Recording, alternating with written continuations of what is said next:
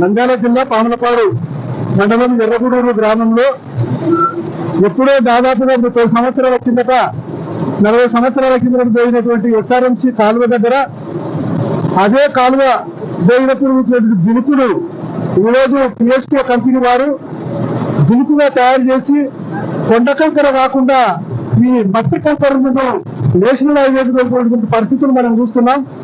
మేము ఒకటే తెలియజేస్తున్నాం, నేషనల్ హైవే అధికారులు ఎట్లా అనుమతులు ఇచ్చారో మీరు ఖచ్చితంగా తెలియజేయాలని చెప్పేసి కూడా మేము తెలియజేస్తా ఉన్నాం.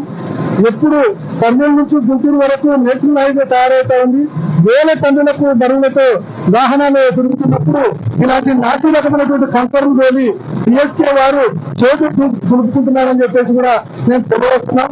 ఈ విషయాలపై నేషనల్ హైవే అధికారులకు ఎన్నోసార్లు పత్రికాముఖంగా వినతి పత్రాలు ఇచ్చినా ఏదైనా ప్రచార మాధ్యమాల్లో వచ్చినా కూడా ఇంతవరకు కూడా నేషనల్ హైవే అధికారులు ఎందుకు పట్టించుకోవడం లేదో మీరు ఖచ్చితంగా సమాధానం చెప్పాలని చెప్పేసి కూడా మేము తెలియజేస్తా ఉన్నాం.